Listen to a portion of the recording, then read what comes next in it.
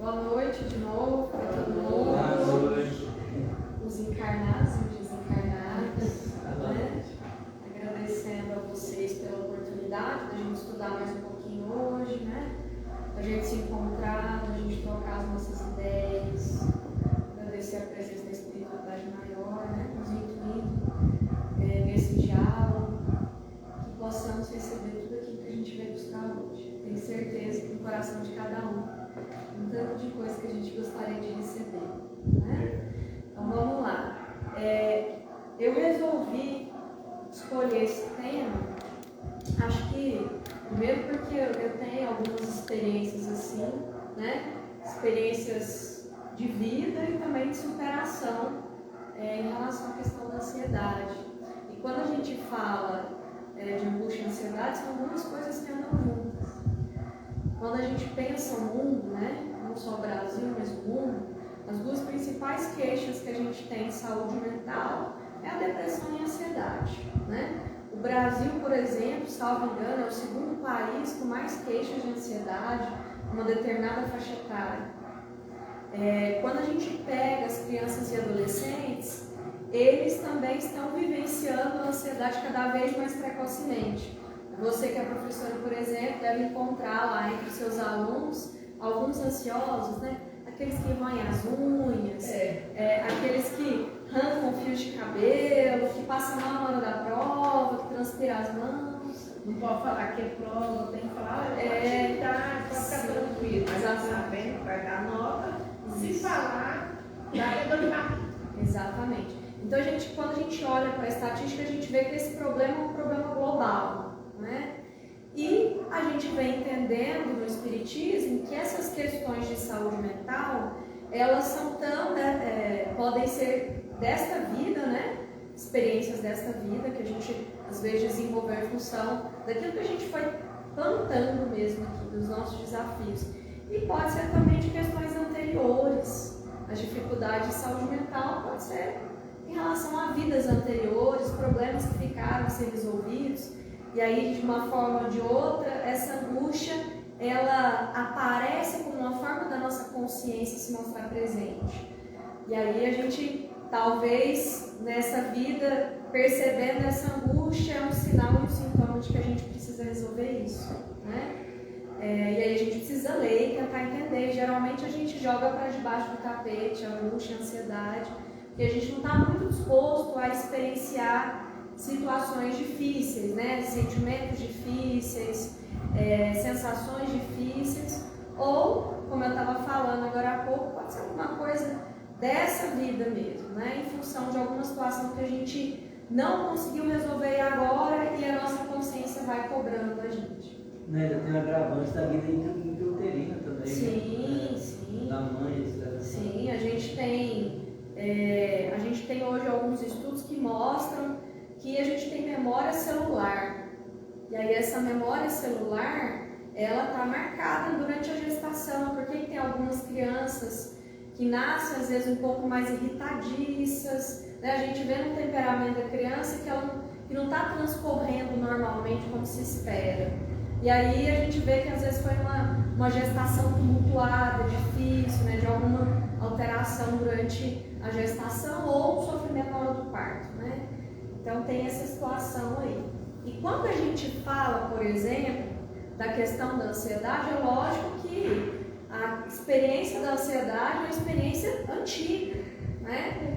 Mas eu gostaria de falar um pouco mais sobre a ansiedade que a gente vive hoje, né? Que essa experiência da ansiedade, que a gente chama de ansiedade pós-moderna, ela tem uma característica patológica, né? Eu até gostaria de separar aqui um pouco, porque se a gente levantar a mão aqui no auditório, né, encarnados e desencarnados, eu vou pedir para todo mundo levantar a mão aqui quem se considera ansioso.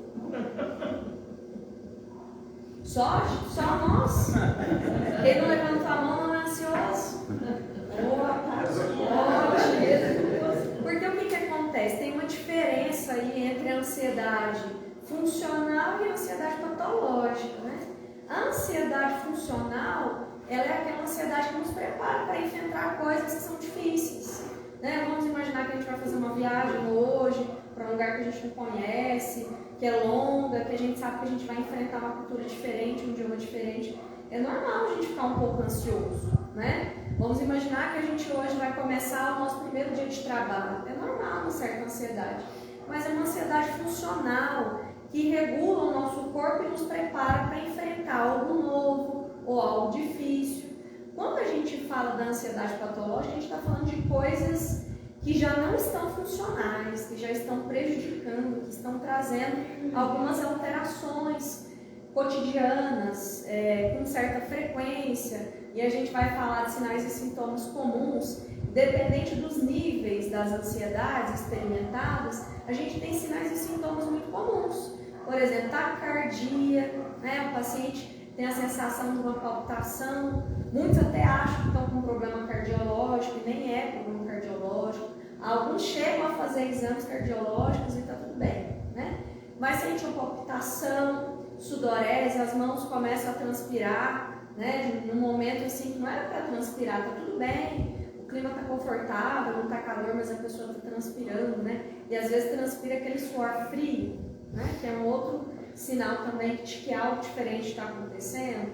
Tem gente que tem náusea, tontura, tem gente que tem vômito, tem gente que dá dor de barriga, tem gente que dá tremor nas mãos, né? De alguma forma os pés transpiram assim como as mãos.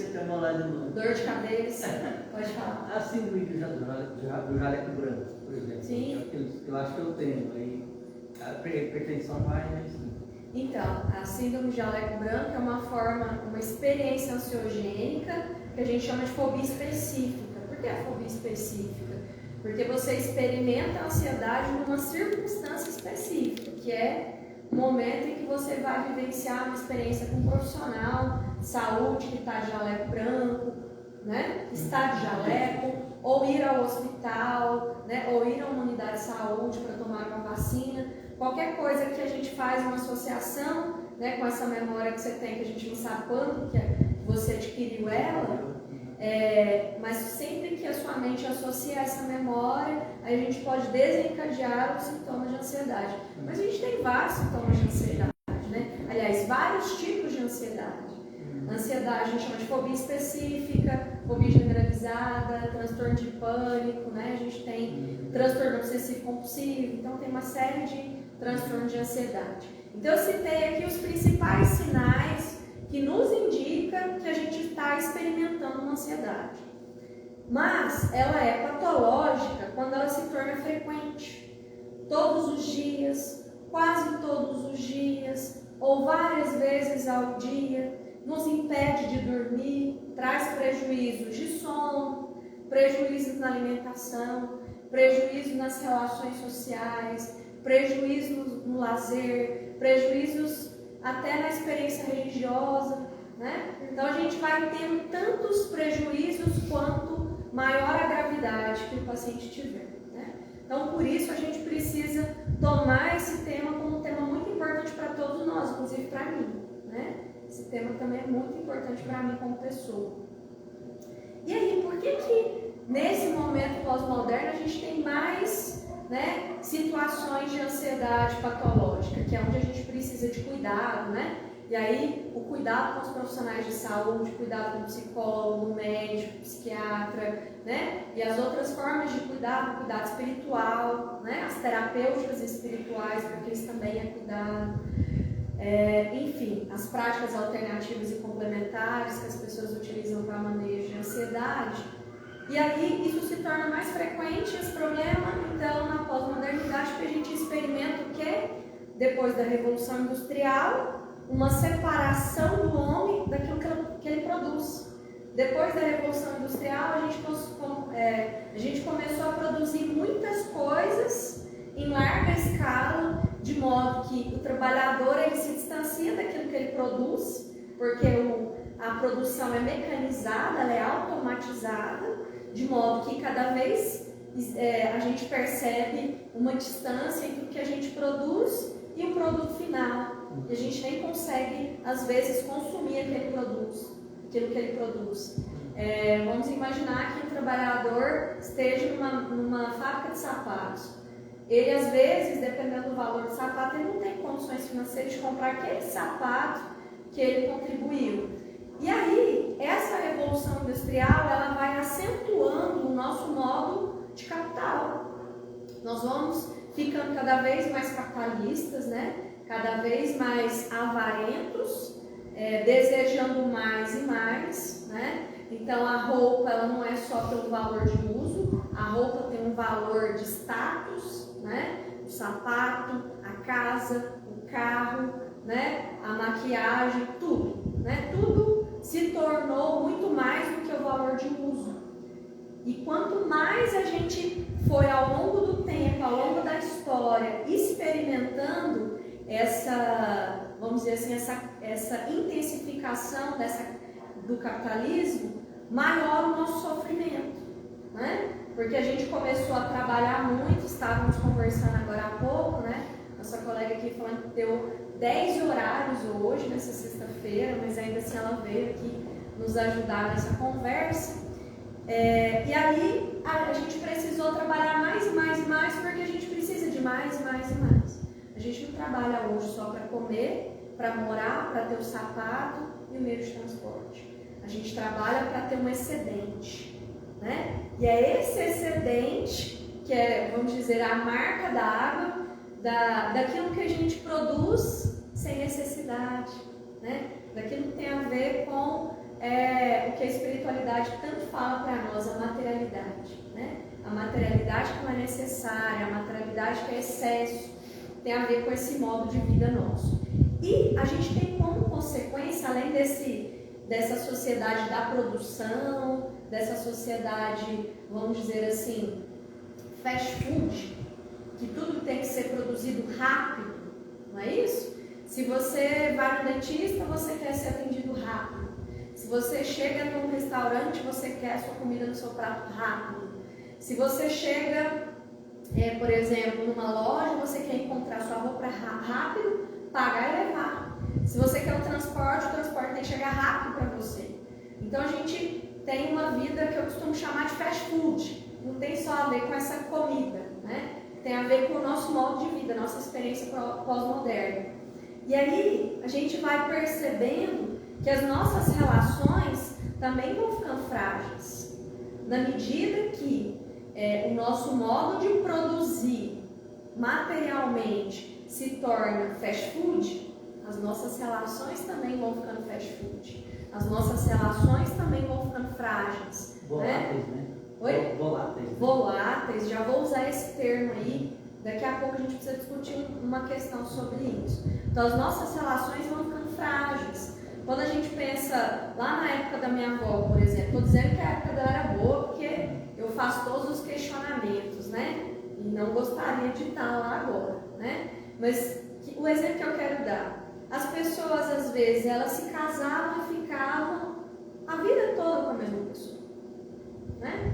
Porque existe uma construção da relação. As famílias já se conheciam, né? Às vezes os namorados já se conheciam de infância, meus pais foram assim, meus pais já se conheciam de infância, eram amigos, as minhas avós eram amigas, né? E aí, hoje, a gente percebe que as relações, elas são muito mais frágeis. As pessoas, elas se conhecem pelas redes sociais, começam a namorar pelas redes sociais, namoram rapidamente, casam rapidamente, se separam agora, né? Ninguém costuma pensar como antes, né, na possibilidade da gente pensar diferente, reconstruir a relação, vamos tentar de novo, peraí que eu vou tentar do meu lado, você vai tentar do seu, né? O que essa relação também contribui comigo? Porque toda relação, por mais difícil que seja, a gente precisa entender que ela também contribui com a gente. Então agora a gente não quer saber mais disso. Terminou o relacionamento, às vezes a gente nem se dá, né, no direito de ir pessoalmente terminar o relacionamento. Às vezes a gente manda uma mensagem, eu não quero saber, você segue sua vida. Você vai lá, bloqueia e vai embora, né? Então as relações, elas também estão frágeis. As nossas relações, ao longo da história, elas têm uma identificação muito próxima com o nosso modo de produção. Percebe como era produzir a matéria antes como é produzir agora, como era o relacionamento antes e como é agora. Apenas amizade, né? Ninguém vai saber paciência, nem para conversar, nem para ouvir, nem nada. As nossas relações, elas são muito baseadas no ter do que no ser. As pessoas hoje, às vezes, têm dificuldade de encontrar pessoas que queiram realmente ser o seu amigo. As pessoas, muitas vezes, estão sempre querendo alguma coisa em troca. Não basta. Vai ser um barganha. Não basta mais o afeto, não basta mais ajudar a pensar, não basta mais caminhar junto, não basta dar as mãos quando é necessário. Então tem que existir por trás aí outros ganhos para que as pessoas permaneçam juntas em qualquer relacionamento. É onde que as pessoas ficam sozinhas, isoladas, aonde vai entrando a angústia, a depressão. Isso, exatamente. Exatamente. Você está fazendo um raciocínio que eu vou chegar exatamente aí. É isso mesmo, parabéns. Então a gente vem percebendo essa relação direta ao longo da história. E na medida que essas relações elas vão, né, tem um sociólogo que chama Bauman, ele fala que as relações vão se tornando líquidas, né? O que acontece com o líquido, né? Se a gente colocar um pouco de água aqui, por mais que eu tente segurar a água, vai escapar. Ele falava que tudo que é sólido se desmancha no ar. Essa é uma expressão dele. Ou seja, tudo que era firme, a gente entendia que era algo sólido, que a gente poderia confiar, agora não. Agora escapa. Escapa entre os dedos, né? Então as nossas relações, elas estão líquidas, né? A gente não tem uma relação baseada no valor afetivo. A gente tem, né, uma relação, independente do nível, inclusive nível familiar, de relações baseadas nos valores materiais, né? Veja bem, antigamente os filhos eram criados ao redor da mesa com a sua mãe, a sua avó, o seu avô, o seu tio, né? Eu acho que até, por exemplo, na minha família, até, vamos dizer, antes dos meus tios falecerem, minha mãe falecer, a família ainda tinha isso, né? Se encontrar com muita frequência, de sentar na mesa todo mundo para comer, aquela coisa do diálogo. Agora, as famílias estão se desmembrando. Tem gente que fica, às vezes, meses sem ver a família e mora perto, mora 3 horas de viagem. Tem família que fica anos sem ver, mora perto, mora no Brasil, mora no mesmo país. Ainda é a família que está dentro da mesma casa e às vezes se comunica pelo celular. Exatamente, um está no quarto, outro na sala e manda mensagem, sempre pode bater lá na porta, pedir licença e conversar, né? Então, esse é um sintoma social que interfere no nosso sofrimento emocional, isso que você está falando. Quanto mais as relações vão se tornando líquidas, né, maior a nossa dificuldade de manter a saúde mental. E aí surge a depressão, a percepção de isolamento, né, de não ter o outro, de não se sentir pertencido. Aí vem a ansiedade, né, onde a gente fica sempre com medo do futuro. Eu não tenho as pessoas mais do meu lado, está cada um para um lado, aí eu começo a experimentar ansiedade, eu começo a pensar sempre no futuro, como será daqui um tempo, o que vai ser de mim, como será a parte financeira, como será a minha questão de saúde. Por isso que as pessoas estão tendo muito animais, né? Sim, os animais, quando a gente vai estudar, né, o papel espiritual dos animais, eles têm um papel gigante na nossa vida, né? Eles cumprem uma relação de afeto, eles nos ajudam a trabalhar a humildade, a valorizar o simples. O cachorro, quando você chega em casa, tudo que ele quer é um abraço, tudo que ele quer é um carinho, um beijo. Isso é o momento mais feliz do cachorro. Eu tive por mim, Natália, porque eu tenho 25 anos que eu moro sozinha. Então, por exemplo, eu tenho 2 cachorrinhos em casa, é minha alegria. Sim, eu tenho meu lá também. Eu saí agora mesmo e deixei eles ficaram ansiosos lá, porque viu que eu cheguei e tô saindo. Só brinquei com eles. Calminho, mamãe, volta agora mesmo. E daqui a pouco você vai voltar e vai perceber que é o momento mais feliz. E a gente vai percebendo o quanto que a gente é fútil, o quanto que a gente é imaturo, né? Ainda do ponto de vista evolutivo, quando comparado a determinadas qualidades dos animais, né? E os animaizinhos estão aqui para evoluir também. né, enquanto espécie. Os animais têm espírito, viu, gente? Eu sei. Somos só nós não, eles têm espíritos, eles também evoluem. E aí, a gente também, em função, né, desse modo de produção capitalista e tudo que a gente está conversando aqui, a gente vive numa sociedade da exigência. As pessoas estão sempre exigindo da gente. As pessoas no trabalho, as pessoas lá no seu ambiente escolar, as pessoas no seu ambiente de lazer, as pessoas estão sempre exigindo a perfeição. Quanto mais as pessoas nos exigem a perfeição, mais a gente sofre, porque nós não somos perfeitos, né? Nós somos feitos para estar vulneráveis mesmo. A nossa condição espiritual é da vulnerabilidade. Ora a gente dá conta, ora a gente não dá conta de um percentual e outro tanto não dá conta. Há coisas que a gente sabe que a gente não dá conta mesmo, mas as pessoas exigem da gente. Eu costumo dizer que, inclusive, ser mulher é muito difícil hoje, né? Porque a mulher tem que ser boa esposa, boa mãe, boa filha, uma boa trabalhadora, uma boa dona de casa. Ela tem que ser várias coisas muito bem, senão ela não tem valor, né? Com várias, vamos dizer assim, com várias rotinas, né? Ao longo do dia, e ainda tem que fazer muito bem. Outra coisa, né, que contribui com essa ansiedade que a gente está conversando aqui.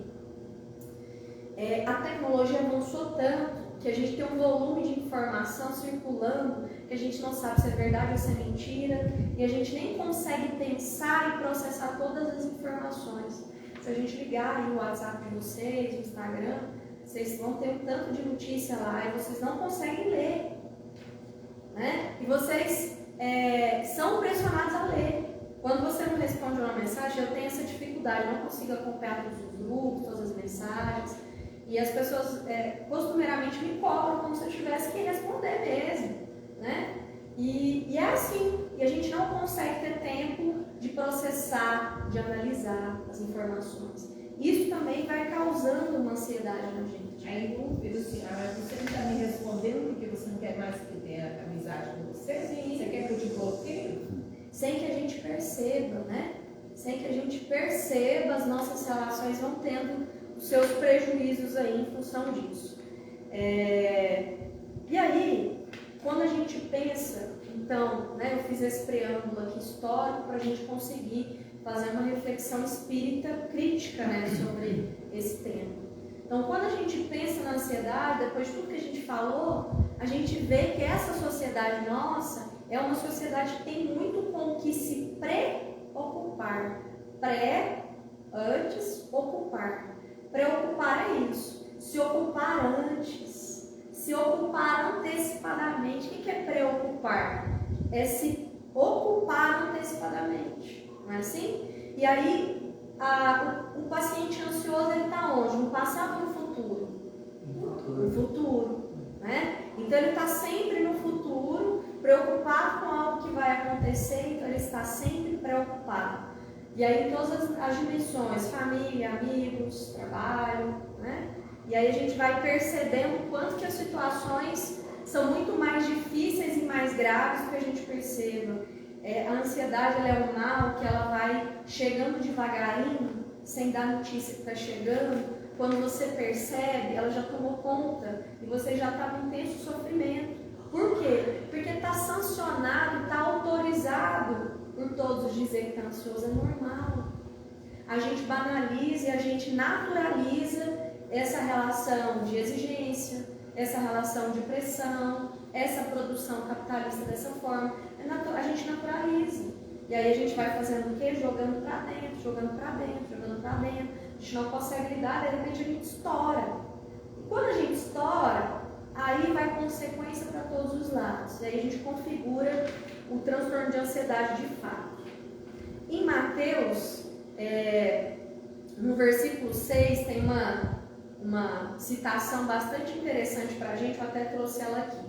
Não vos inquieteis, pois, pelo dia de amanhã, porque o dia de amanhã cuidará de si mesmo. Basta a cada dia o seu mal. Não vos inquieteis, não vos agite, não fiquem agitados, não fiquem ansiosos para o que vai acontecer amanhã, porque o dia de amanhã cuidar de si mesmo. Ou seja, o dia de amanhã vai vir. A gente tem controle sobre o dia de amanhã? Detalhe, a nossa sociedade também colocou na nossa cabeça uma fantasia, uma ilusão de que a gente controla as coisas. Por isso que a gente fica ansioso. A gente fica tentando controlar tudo ao nosso redor.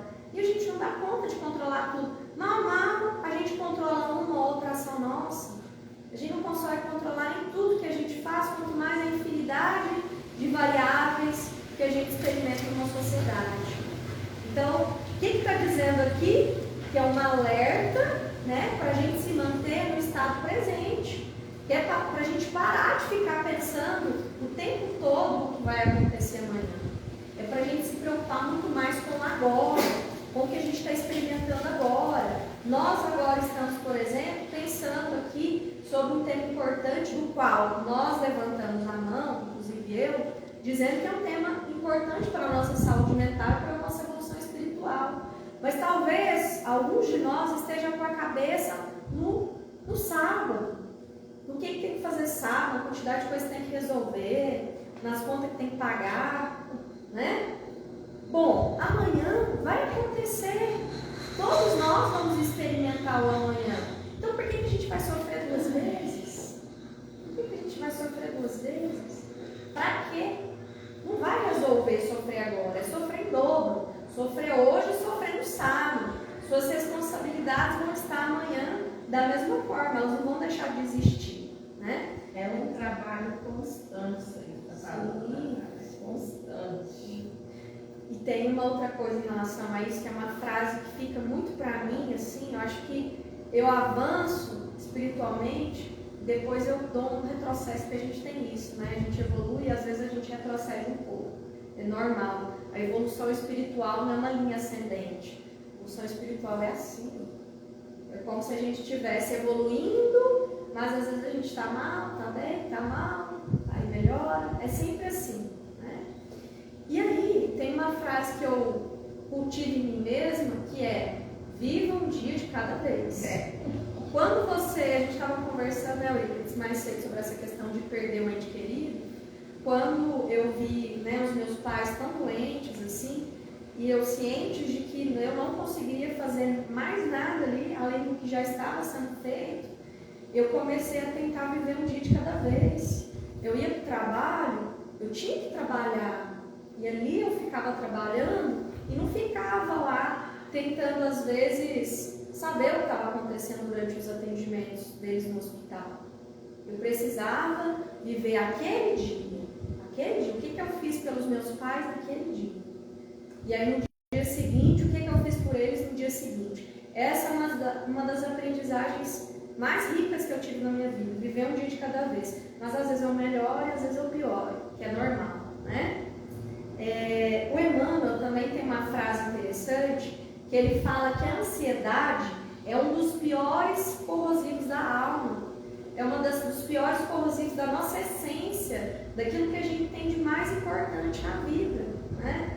Ele coloca assim: corrosivo este que vai minando nossas forças de realização no presente e cria estados desequilibrados que nos levam a atos precipitados. Que estados desequilibrados são esses? Saúde mental, não é? Eles vão desregulando as nossas emoções, né? Às vezes a gente acorda muito irritado, aí passam as horas, a gente está muito feliz, a emoção vai oscilando, o jeito de você tratar as pessoas também oscila, às vezes você trata bem, às vezes você trata mal, às vezes você toma uma decisão que você não poderia, né, tomar. Então o Emmanuel está dizendo aqui pra gente, olha a expressão, né? Isso não é qualquer coisa. A ansiedade é um dos piores corrosivos da alma. Piores. Ele não falou que é um dos corrosivos. Ele falou piores. Então, peraí, parece que é preciso que a gente olhe para isso com o devido cuidado, né? Isso não é qualquer coisa. Então, ele está dizendo o seguinte, que a ansiedade, ela vai criando um desequilíbrio energético. Energético, gente, tanto do ponto de vista espiritual quanto do ponto de vista biológico. Sabe o que acontece no nosso corpo, do ponto de vista biológico, quando a gente fica ansioso? Quando a gente fica ansioso demais, a gente entende que a gente vai enfrentar um perigo no futuro. Que esse perigo é iminente, que ele vai acontecer, que fatalmente vai acontecer. acontecer. E aí o nosso corpo começa a liberar uma substância que chama cortisol. O cortisol é um hormônio que ajuda a lidar com o estresse. E aí seu cortisol vai lá em cima, seu corpo fica todo desregulado, seu batimento cardíaco vai lá em cima, sua respiração fica curta, né? Ou seja, se a gente pudesse inclusive ver a cor da nossa aura numa situação como essa, provavelmente não seria uma aura que a gente gostaria de estar perto. Então muda essa vibração energética, espiritual e muda a vibração física também, biológica. E aí com isso a gente tem uma desregulação emocional e um adoecimento físico e psíquico, né? Olha aqui, quem nunca ficou ansioso e de repente sentiu uma dor no estômago? Quem nunca ficou ansioso e não sentiu uma dor de cabeça? Quem nunca ficou ansioso e começou a ter doença de pele? Quem nunca ficou ansioso e começou a comer compulsivamente? Ou perder peso, sem nenhuma razão, né? Então, o que acontece? A ansiedade, ela traz, né, não só consequências espirituais, mas consequências físicas no nosso corpo físico. É muito comum, a gente chama isso de somatização. Aí você vai lá no médico, né, no gastro, ele te prescreve um medicamento para você lidar com a sua úlcera, né? Mas você só vai resolver a sua úlcera de fato se você cuidar da causa. Qual que é a causa? A ansiedade. A ansiedade é essa que pode ser, né, vinculada a uma nossa encarnação atual ou a situações anteriores, né? E de qualquer forma a gente precisa lidar com isso. A Joana de Ângeles, né? A gente precisa sempre lembrar da Joana de Ângeles como a expoente da psicologia espiritual, né? Quando a gente pensa assim, a produção da literatura dela tem a ver com o estudo da mente relacionada à consequência espiritual e vice-versa. Então ela está sempre, quando a gente pega os principais livros, ela está sempre olhando para a dimensão emocional, para a dimensão espiritual. Essas coisas a gente andam juntas, né? Então no livro O Ser Consciente, ela fala da seguinte forma: o homem moderno, porque na época dela, né, que ela experimentava isso, era moderno, né? A gente está falando de outro momento agora, lá na pós-modernidade. A gente está no momento posterior. O homem moderno procura mecanismos escapistas em vãs tentativas de driblar as aflições, transferindo-se para o setor do êxito exterior, do aplauso e da admiração social, embora os sentimentos permaneçam agrilhoados pela angústia e insatisfação. O que ela está querendo dizer aqui? O homem moderno ele tem estratégias para aliviar essas aflições com mecanismos materiais. Eu estou triste, terminei com meu namorado, briguei com a minha mãe, eu vou sair para comprar roupa, vou sair para comprar sapato, vou comer. A gente está sempre, vou beber, né? A gente está sempre criando um método, né, de fuga. Ao invés de lidar com isso que está aqui dentro, a gente pega algo de fora para lidar com o que está de dentro. Como se isso fosse suficiente para lidar com o que está de dentro. Às vezes a gente se engana. Você pode beber e dormir hoje. Tranquilo. Amanhã os problemas voltam da mesma forma. Então você se distraiu momentaneamente, mas os problemas continuam, não tem como. Piora um pouquinho, ele que você ainda vai ter a ressaca ainda. Você ainda vai ter que lidar com a ressaca, né, com dor de cabeça e tudo mais. Então o que ela fala? O triunfo externo não apazigua o interno. Aquilo que a gente consegue do lado externo, na vida material, não resolve o mundo interno. Para o mundo interno, a gente precisa de estratégia do mundo interno, né? E nós estamos, infelizmente, ainda muito apegados ao mundo externo. No capítulo 5 do Evangelho segundo o Espiritismo, Kardec relata para a gente, né, algo que eu já falei um pouco mais cedo, que as nossas aflições podem ser de vida presente ou vida passada. Então, o que a gente precisa pensar? Quando a angústia e a ansiedade vem, a gente precisa tentar entender o padrão dela. Em que situações ela acontece? Em quais os pensamentos eu tenho quando a ansiedade me acomete? Você pode observar todos vocês aí. A ansiedade ela tem um padrão. Sempre nesta situação, sempre com esses pensamentos. Aí a gente faz mais uma pergunta para nós mesmos. O que esse sintoma diz da minha evolução espiritual?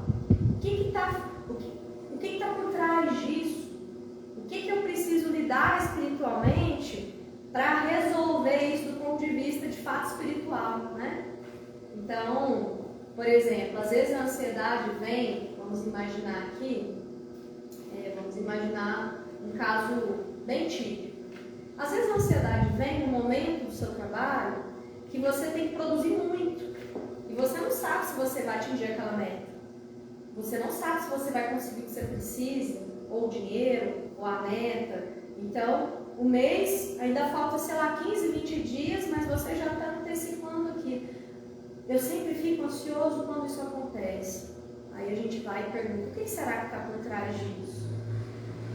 Será que isso tem a ver comigo? Talvez tenha a ver com o fato de eu estar muito preocupado com o dinheiro e pouco preocupado com, por exemplo, os valores que importam, minha família, os meus amigos, né? Então a gente precisa se perguntar o que está por trás disso. A sua ansiedade acontece numa situação que você sempre vive com a sua mãe. Tem um pensamento relacionado à sua mãe. Então assim, a gente vai ter que se perguntar qual situação isso acontece, qual pensamento é frequente ou quais pensamentos, às vezes é mais de um. A gente precisa, na sequência, se perguntar o que isso esconde do ponto de vista espiritual, o que isso me ensina, né? A Joana de Ângeles, de novo, né? Vou citar de novo um outro livro chamado Orientação Terapêutica à Luz da Psicologia. Ela fala que os estados de angústia dependem da conquista de autoconfiança e o esforço na construção de valores reais. Li de maneira incompleta. Ela diz que a superação dos estados de angústia tem a ver com a nossa autoconfiança. O que é autoconfiança? É a gente ter pensamento de que a gente vai conseguir. A gente tem certeza de que a gente vai conseguir? Não, né? O futuro ainda não vê. Mas a gente firme, eu vou conseguir, eu vou me curar, eu vou conseguir pagar minhas contas, eu vou conseguir reatar o relacionamento que eu tanto preciso, que é tão importante para mim, né? Essa autoconfiança e a construção de valores que realmente importam. Ela está dizendo para a gente, esses valores materiais, externos, mundanos, eles não vão suprir ou resolver as nossas angústias. A gente resolve a angústia cultivando valores que de fato são morais. E para encerrar a nossa conversa agora, né, então eu segui o seguinte raciocínio. Eu fiz uma introdução, né, histórica, sociológica, política. Depois eu falei um pouco, né, do ponto de vista espiritual, quais possíveis leituras a gente pode fazer, né, da ansiedade. E aí a gente precisa se perguntar, e agora? O que eu faço? Né? Então eu trouxe aqui algumas sugestões. Né? Pode falar. Lá na escola nós temos meninos que quer falar assim. Eu sou ansioso. Aí nós brincamos com ele. Cheira florzinha. Aí nós vamos fazer esse. Cheira florzinha só pra velhinha. Aí eles vão acalmando. Então lá eu escuto várias coisas assim.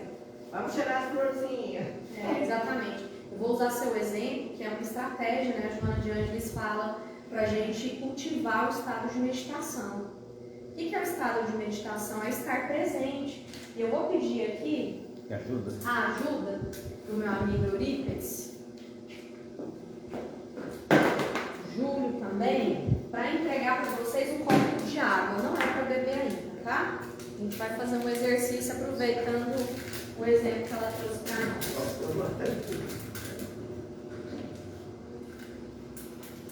O que a Joana de Ângeles fala sobre essa questão do estado meditativo? É estar presente. Nós concordamos que o ansioso está sempre no futuro. Tem mais uma aqui, ó. É o seu, Vivi. Certinho, né? Não é para beber nada. E aí os desencarnados também não bebam. Vamos aguardar o exercício. Né? Todo mundo vai aguardar o exercício. Ela fala para a gente cultivar o estado de meditação para lidar um pouco com essas questões das aflições, essa desregulação emocional, essas intemperâncias. E o que seria isso, né? É a gente estar presente. A gente está sempre no futuro. Quando vocês vão comer, se alimentar, vocês prestam muita atenção, vocês estão comendo?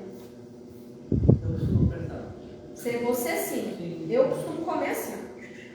Rapidão. Eu é rápido que eu como. Na escola já vai bater agora tem menos de quase meia hora. Assim, eu tenho 1 hora para almoçar, cuidar do meu cachorro e voltar para o segundo turno de trabalho. Então, eu não sei, não tenho muito difícil, somente muito difícil você comer devagar para saborear. Sim. Então, é só quando você está mais tranquilo em casa, aí sim. Mas... E às vezes nem assim, sabe por quê? A gente também tem o hábito de comer na frente da TV. Então, a gente vive a vida de maneira desconectada. A gente vive a nossa rotina de maneira automática. E, além de automática e mecanizada, mais vinculada ao futuro do que ao presente. E aí tem um exercício, né, que eu nem vou fazer uma imersão longa, eu só vou pedir para vocês fecharem os olhos, todo mundo fechar os olhos. Vou fazer algo muito simples. Eu vou pedir para que vocês sintam a textura do copo. O copo tem uma textura, tem um relevo. Vamos tentar observar o topo do copo, o fundo do copo, as laterais do copo. É importante a gente fazer de olhos fechados para a gente se concentrar. Agora, eu vou pedir para vocês levarem o copo até o nariz. Não é para beber ainda. Vamos cheirar esse copo, essa água. Será que essa água tem algum cheiro? Será que esse copo tem algum cheiro? Agora eu vou pedir para a gente colocar na boca um pouco de água. Não é para engolir. Um gole de água, não é para engolir. E vá sentindo essa água, degustando essa água, sentindo a sensação da água na sua língua, na sua bochecha. E agora, você vai engolir lentamente essa água, pausadamente, pouco a pouco, como se fosse a última gota de água para beber, como se você não tivesse o que beber daqui a um momento. Agora a gente vai tomar mais um gole de água, prestando atenção ainda mais nas sensações que eu falei. Temperatura da água, sensação da água na língua, na bochecha. E vocês vão engolir vagarosamente, dividindo essa água em vários pequenos goles. Podem abrir os olhos. Perceba que por 2 minutos a gente esteve presente com o copo e com a água. Porque quando eu falo assim, preste atenção na água, né? No gosto da água, na textura da água, do copo. Quando eu falo isso, a gente está presente. Então a gente precisa viver em estado pleno. Eu estou aqui conversando com vocês, então eu tenho que viver isso aqui. Não é o que me aguarda mais tarde ou amanhã. Eu tenho que viver isso aqui. Né? É isso que a Joana de Ângeles defende. Né? A gente precisa viver em estágio meditativo, presente, em estado de presença, conectado com tudo que a gente vai fazer. Estou dando aula? Presta atenção que eu estou dando aula. Estou comendo? Vou usar a expressão que você usou. Degusto. Vou degustar, experimentar, né? Então, além desse exercício de presença, né, a gente precisa também questionar os pensamentos negativos. A ansiedade, ela gera muitos pensamentos negativos. A gente vai sempre achando que o pior vai acontecer. Então, uma estratégia para a gente lidar com essa dimensão espiritual é questionar: será mesmo que vai acontecer? Já aconteceu? Qual que é a probabilidade de acontecer isso? Eu tenho evidências de que isso vai acontecer? Quando a gente começa a questionar o valor de verdade do pensamento negativo, geralmente ele acaba, ou ele diminui, né? Porque a gente está olhando para isso à luz da razão. E uma outra estratégia é exercitar a gratidão, que é uma coisa que eu venho aprendendo, sabe? Assim, eu vou aprendendo e vou conversando com as pessoas ao meu redor. A gente reclama muito, o tempo todo. eu estou tratando de uma questão de saúde, né? E aí eu gastei mais de ano para conseguir um diagnóstico, né, de saúde. E teve meses muito difíceis, assim, meses desesperadores, assim, de muita ansiedade, de passar mal, pensando o que será que eu tenho, o pior vai acontecer, não vou conseguir resolver isso, só existe eu e minha irmã, eu vou embora, quem que vai ficar para minha irmã, ela não vai aguentar e tal. Então, assim, pensamentos tais quais do que vocês já sentiram em algum momento. E aí, eu comecei a desenvolver uma estratégia que é assim: eu estou sentindo mal, mas eu tenho uma irmã, eu tenho plano de saúde, eu estou numa cidade super estruturada, né? Eu tenho dinheiro para comprar meus remédios, tenho uma casa para dormir e uma comida para comer. Né? Então, certas experiências que a gente tem vai nos ensinando a gratidão. Então, todas as vezes que a gente ficar ansioso por causa de algo no futuro, a gente não sabe o que vai acontecer daqui 5 minutos, mas vamos agradecer o que a gente tem. Para de focar no que a gente não tem e vamos agradecer mais o que a gente tem. Né? E aí, para finalizar, de fato, tem uma citação da doutora Ana Teresa Camasmi, que é uma palestrante, né? Espírita, vocês devem conhecer, porque ela está sempre vindo aqui em Berlândia para dar palestra. Ela diz assim: por mais que as dores sejam difíceis, caminhe que a vida te encontra. Caminhe que a vida te encontra. Então, estou com o livro aqui, ó. Não deu tempo, porque eu me demorei muito em outras coisas. Caminha que a vida te encontra. Caminho que a vida te encontra vai, um passo de cada vez, um dia de cada vez, e tenha fé que as coisas vão se resolver no tempo e a certeza de que a gente nunca está sozinho. Né? A gente tem uma espiritualidade que nos auxilia, nós temos familiares desencarnados que também nos ajudam, e a gente nunca está sozinho em nenhum momento da nossa vida. Nosso anjo guardião. Ela esteve aqui no céu e vai voltar agora no Congel de Isso, junho. sim, isso. Eu já fiz inscrição, inclusive. Também já.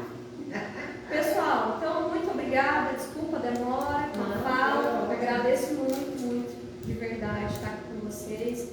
Você finaliza pra gente? Eu? Uma oração? Sim. Pode ser? Claro.